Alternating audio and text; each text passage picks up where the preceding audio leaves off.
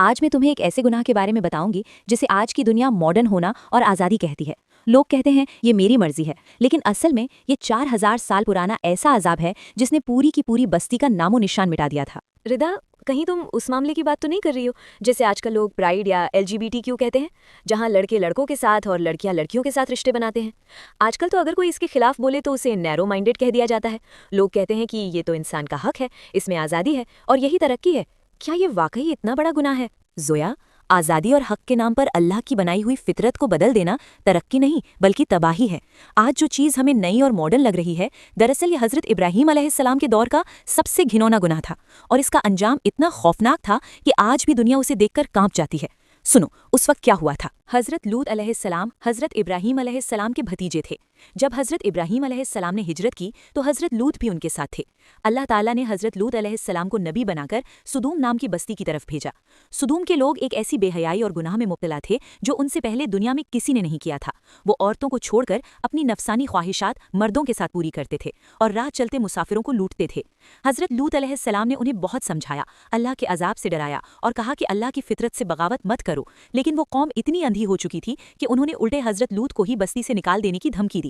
جب ان لوگوں نے ہر حد پار کر دی تب اللہ کا فیصلہ آ گیا۔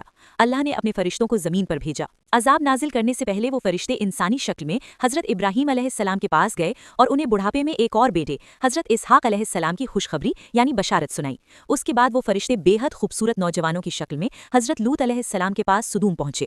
جب بستی والوں کو ان مہمانوں کا پتہ چلا تو وہ بری نیت سے حضرت لوط کے گھر پر ٹوٹ پڑے۔ حضرت لوط بہت پریشان ہوئے۔ تب فرشتوں نے کہا، اے لوط، ہم اللہ کے بھیجے ہوئے فرشتے ہیں، یہ آپ تک نہیں پہنچ سکتے۔ فرشتوں نے ان حملہ وروں کو اندھا کر دیا۔ پھر فرشتوں نے حکم دیا، اے لوط، رات کے وقت اپنے گھر والوں اور ایمان والوں کو لے کر یہاں سے نکل جائیے اور کوئی پیچھے مڑ کر نہ دیکھے۔ حضرت لوط کی بیوی چھپ کر ان گناہگاروں کا ساتھ دیتی تھی، اس لیے اسے بھی پیچھے چھوڑنے کا حکم ہوا۔ صبح ہوتے ہی اللہ کا خوفناک عذاب آیا۔ حضرت جبرائیل علیہ السلام نے پوری بستی کو اپنے پروں پر اٹھا کر آسمان تک بلند کیا اور پھر اسے الٹا کر کے زمین پر دے مارا، اور پھر آسمان سے ان پر نشان لگے ہوئے کنکریلے پتھروں کی بارش کی گئی۔ وہ پوری بستی تباہ ہو گئی۔ آج دنیا اس جگہ کو ڈیڈ سی یعنی بحر مردہ کے نام سے جانتی ہے، جہاں کے پانی میں آج بھی کوئی مچھلی زندہ نہیں رہ سکتی۔ یہ قیامت تک کے لیے ایک عبرت بن گیا۔ سبحان اللہ، میرے تو رونگٹے کھڑے ہو گئے ردا۔ جس چیز کو آج کی جنریشن آزادی اور ماڈرن ہونا سمجھ رہی ہے، وہ تو اصل میں اللہ کے عذاب کو دعوت دینا ہے۔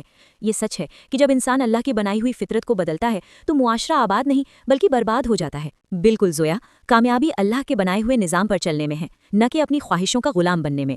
دوستوں، اللہ تعالیٰ ہماری حفاظت فرمائے اور ہمیں گناہ سے بچنے کی توفیق دے۔ اللہ ہمارے دلوں کو صاف کرے اور ہماری فطرت کو نیک بنا دے۔ یا اللہ، ہمیں سیدھی راہ پر چلا اور ہماری غلطیوں کو معاف فرما۔ کمنٹ میں آمین ضرور لکھیں۔